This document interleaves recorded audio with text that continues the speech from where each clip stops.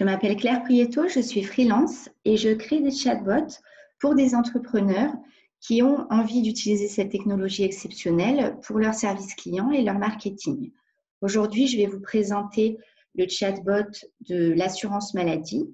On va cliquer. Donc là, on est sur ma page personnelle. Je me suis loguée sur mon compte et le robot conversationnel, le chatbot, est là en bas à droite avec cette petite icône. Donc je clique et la conversation commence. Donc il se présente, Amélie Bot, le petit robot de l'assurance maladie. Il m'explique sa spécificité, donc être présent 7 jours sur 7. Il pose le cadre des données avec, si on veut cliquer sur les conditions d'utilisation, un détail de toutes les conditions liées au fait qu'on est sur un site avec des données personnelles de valeur concernant la maladie, plus et le contexte de la RGPD. Donc là, on arrive sur un menu avec un arbre décisionnel et du coup, on a 3 options. Probablement, elles ont été choisies en fonction de la fréquence des demandes. Et nous, on va avoir une autre question à poser, donc on va pouvoir la poser ici. Donc moi, j'aimerais savoir en termes de remboursement où j'en suis. J'attends un remboursement de soins et donc entre paiement d'indemnité et remboursement de soins, je choisis remboursement de soins. J'arrive sur connaître vos remboursements, éditer des décomptes et je vais cliquer sur connaître mes remboursements. Et là, j'arrive directement à la rubrique. Il me suffit de cliquer et je suis sur la bonne page. Je ne vois pas le remboursement que je cherche, donc consulter les délais de traitement. Et là, je précise la thématique. Il s'agit d'une feuille de soins papier, un médecin spécialiste généraliste et également la date à laquelle j'ai déposé ma demande et je valide et j'obtiens le temps de réponse. Et là, je ne m'inquiète plus puisque je sais que ma réponse, je l'aurai dans un mois probablement. Alors, c'est quand même très efficace puisque j'ai obtenu ce que je cherchais. Après, l'objectif, c'est de retourner sur mon bot. Et là, ce n'est pas forcément très simple. Donc, il y aurait peut-être quelque chose à faire pour faciliter le retour sur le bot sans tout perdre. Parce que je peux avoir d'autres questions et du coup, voilà, quand on sort du bot et qu'on est dans une autre page, le risque, c'est qu'après, on n'y retourne plus. Alors, vous pouvez suivre vos remboursements ici.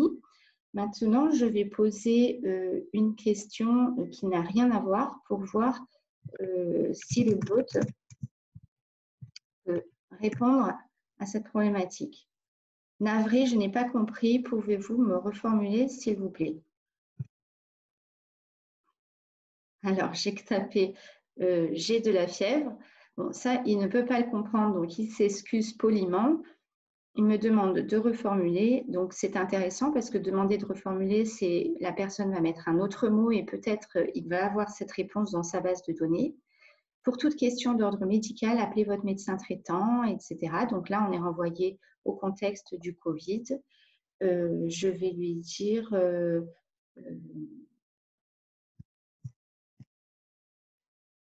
quelque chose. Et donc, aller à la plage, il me répond « Je vais bien, merci. Comment puis-je vous aider ?» Je vais lui mettre…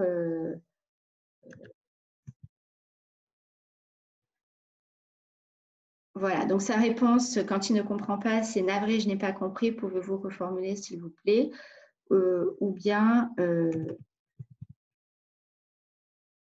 Désolée, je suis un bot et j'apprends tous les jours. Je fonctionne mieux lorsque l'on me demande des informations sur les démarches du compte Amélie. Donc là, il recentre sur le contexte. Voilà, ça, ce sont les réponses aléatoires que l'on donne quand on ne peut pas comprendre ce qui est posé.